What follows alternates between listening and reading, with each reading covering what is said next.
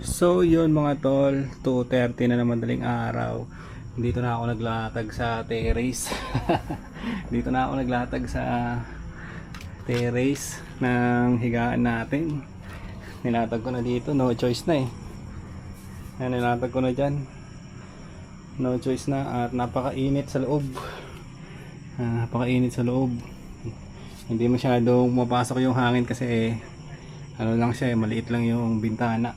Pero dito, open na open, di ba? Open na open siya. Wala eh, oras na eh. At kailangan na rin natin magpahinga. Bali, nag-vlog na nga rin ako kanina, nag-outro na ako doon. Nag-outro na ako kanina kaso nga lang, umabot pa ng ganitong oras yung ano natin, yung brownout dito sa lugar natin. Yun, naisipan ko ulit mag-vlog at document ko lang itong sitwasyon natin ngayon.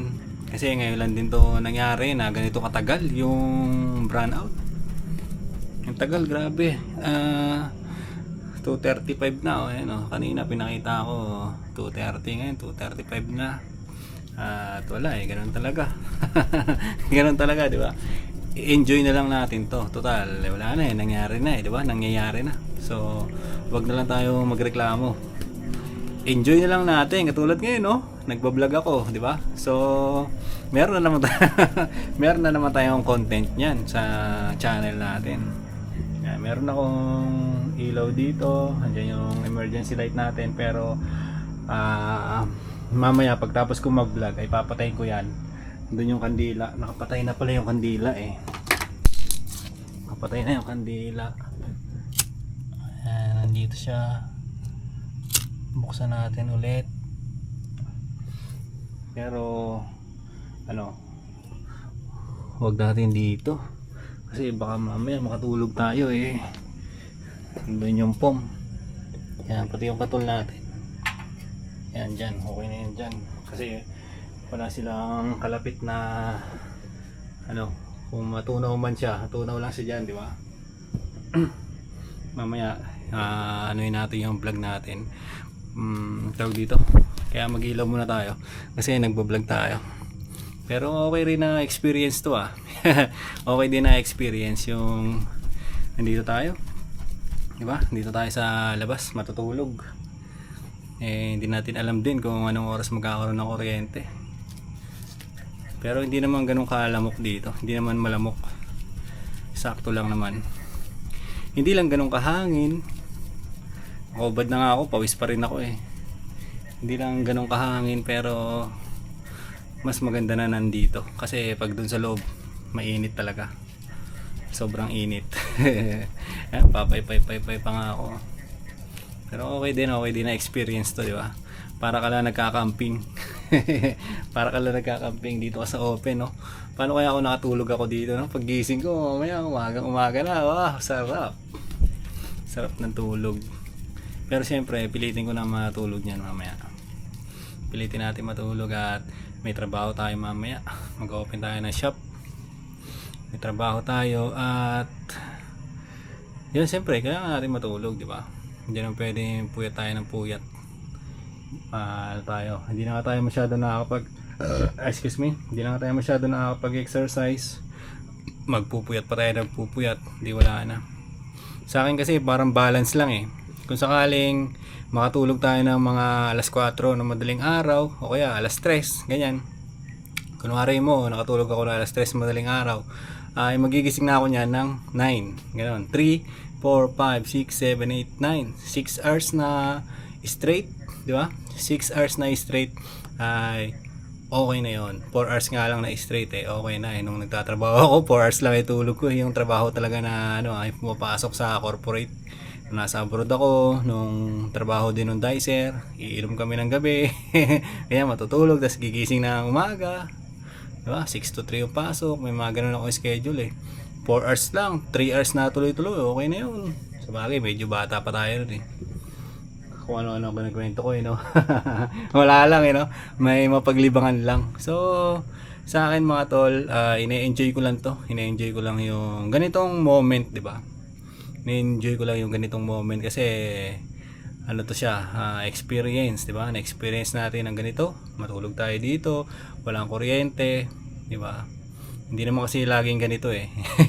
Hindi naman laging ganito. So, dahil ito na, nararanasan natin to ng ganito, 'di ba? Hindi naman pwede na magrereklamo pa tayo kalagitnaan ng wala ng kuryente, magreklamo ka pa sa ano, 'di ba? Sa Facebook kung ano-ano pa po-post mo. Wala nga ako, hindi nga ako nagpe-Facebook eh.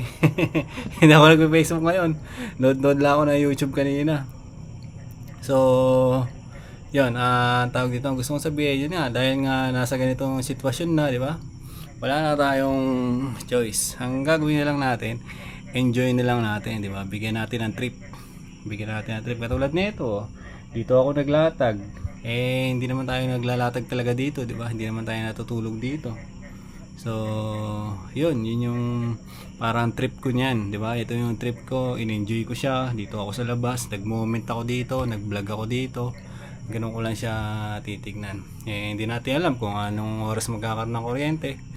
So, bahala na, basta tayo ito, at least okay pa rin yung sitwasyon natin, 'di ba? Okay pa rin. Kumbaga, ngayon nga wala kang kuryente pero may sapin ka dito na pwedeng tulugan, 'di ba? Meron nga sinisilungan. Yung iba, 'di ba? Yung iba mga kababayan natin, mas malala pa yung sitwasyon diyan araw-araw. So, hindi tayo pwedeng hindi tayo magrereklamo, 'di ba? Gawin natin, enjoy natin 'to. Ganoon na lang. Kasi meron nga iba nung doon ako sa nag OJT sa may LRA. Sa may LRA ba? Meron iba talaga doon na nasa ano lang talaga, bangketa yung bahay nila. Meron silang kariton. Tapos doon sila natutulog mismo sa kariton nila. Totoo pala talaga yun. Diba? Akala ko sa pelikula lang eh. Doon mo lang makikita sa pelikula yung mga ganun-ganon. Meron pala talaga na sinasabuhay yung ganun. Hindi naman siya napatawa ako kasi ginajudge ko sila. Meron pala talagang ganung buhay na sobrang worst no para sa kahit kanino, 'di ba? Kasi doon ka matutulog sa kariton mo. O hindi mo alam kung anong mangyayari doon eh. Tatakpan mo lang yung sarili mo ng karton, 'di ba? Doon ka sa loob. Tapos magtatakip ka ng karton sa ibabaw ng kariton, parang yun na yung bubong mo, 'di ba? Hindi mo alam kung ano yung gagawin sa'yo ng ibang tao eh, 'di ba? Lalo na marami silang ganun doon. Merong iba na wala sa kariton pero nandun sa kalsada nakalatag na ang karton naman. May mga ganun tayong mga nakikita. So kung sila araw-araw na ganun nasusurvive nila yun, di ba? Tayo ito lang ngayon lang to, di ba? So yun lang, ang gusto ko lang i-point out sa kunikwento ko is dahil nga nandito na, di ba? Dahil nandito na, wala na tayong magagawa sa ganitong sitwasyon at ngayon lang din naman to nangyari. So i-enjoy mo na lang, di ba? Lagyan mo na lang ng trip. Yung iba nagiinom sa labas. Bumili ako ng Yossi. Napabili na naman nga ako ng Yossi kasi nga ayun yung Yossi ko. Kasi nga ako lang mag-isa, 'di ba? Naiinip ako.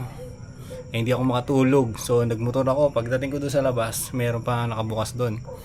Hindi yun, bumili ako ng Yossi para kahit paano habang nag-iisip-isip, nagmumuni-muni, 'di ba? So yun, kahit na gusto ko subukan na maghinto sa bisyo na totally mag-stop na, ay kahit napapasindi-sindi pa rin tayo.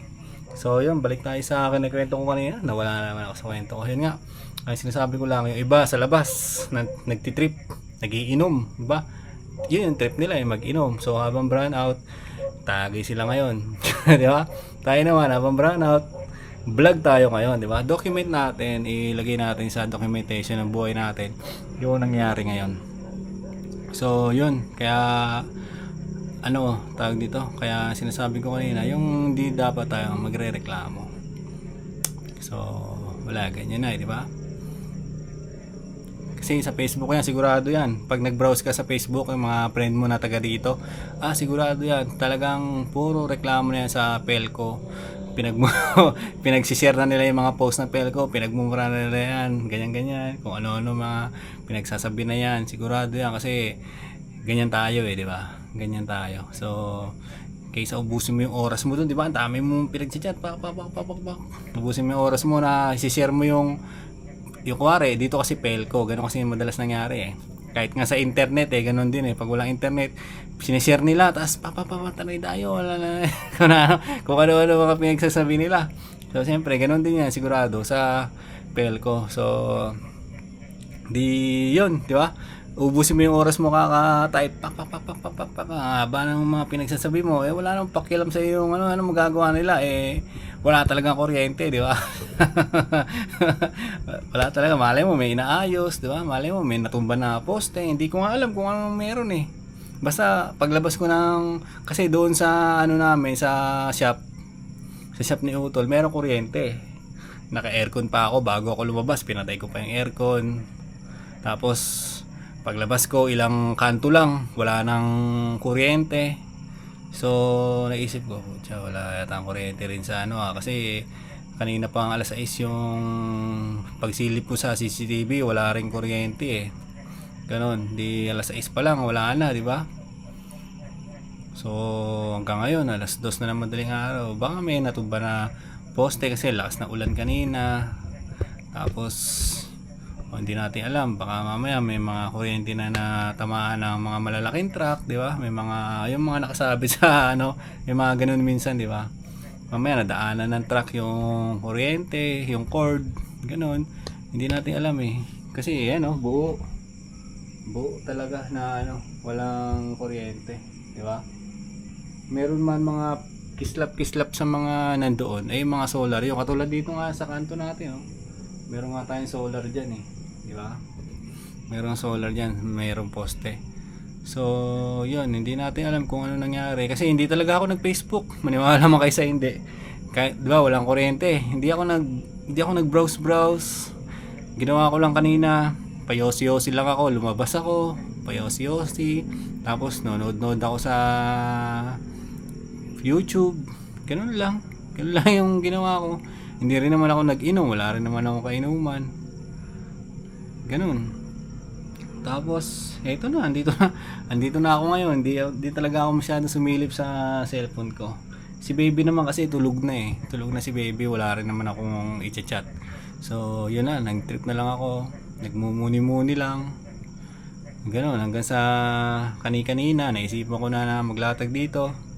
Tapos, naisipan ko na mag-vlog. Yan. Kasi ini-edit ko na talaga eh, yung vlog yung vlog na ginawa ko kanina, na-edit ko na siya. Diba, sobrang init. Yan, isa rin pala yung sa ginawa ko sa pinag-ubusan ko ng oras. Sobrang init. Yung vlog ko kanina, pakita ko sa inyo. Yung vlog ko ay naumpisahan ko na talagang i-edit siya. Puntahan natin yung cellphone ah.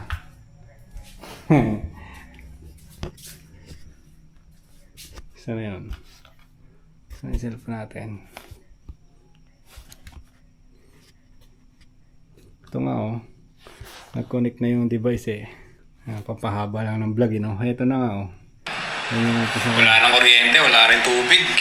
Yung intro ko niyan. 17 minutes siya. Naku, okay na to lahat eh. Nag-cut na ako dyan. Ano na lang to siya, final touch. Ganun na lang yung gagawin dyan. Final touch. Papanoorin ko na lang yan. Ganun na lang gagawin ko yan. Papanoorin ko na lang siya. Tapos pag okay na, export na. At wala lang internet. Kaya hindi mo siya ma-export. May export mo siya pero merong ng CapCut watermark. Ganun. Basta may ganun kasi hindi ko ma-explain eh. Basta ganun sa CapCut kasi pag hindi ka naka sa register sa nila, meron siya watermark. At pag wala kang internet, nandun talaga yung watermark niya. Sa may gilid, sa may taas nito, merong CapCut. So yun mga tol, napapahaba ako sa kwento ko. Marami tayong gustong i-share pero hanggang dito na lang muna siguro. Kasi masarap magmuni-muni, sa totoo lang. Masarap magmuni-muni sa mga oras na to, lalo na ngayon mahangin na. Ayan yung natin bandila, kita nyo naman yan, di ba? Mahangin na. So enjoy ko yung moment na to. Hihiga ako dito, magse-cellphone ako. Yun na, hanggang sa makatulog. Hindi ko alam kung hanggang anong oras magkakaroon ng kuryente. Basta yun, sabi ko kanina, wag na lang tayo magreklamo eh. Enjoy na lang natin to, di ba? Enjoy na lang natin to. So ilang mga tol, maraming salamat sa mga nanonood dito sa vlog natin, dito sa channel natin, sa mga sumasabay sa journey ko. thank you sa mga nanonood talaga. Yung talagang tinatapos niya yung video natin. Kasi sa totoo lang, malaking bagay yan. Malaking bagay kasi naiipon ko yung watch hour. Watch hour, kumbaga kasi hindi pa tayo na monetize, di ba? So naiipon ko yung watch hour, padagdag ng padagdag, kaya araw-araw din na lumilipas, dumadagdag din yung watch hour ko dito sa YouTube o yung channel natin. Kasi ang required niya na ay 4,000 watch hour. Nakaka 860 pa lang tayo. 860 na watch hour ang nakukuha natin, pero 4,000 na requirement. So layo pa nun, di ba?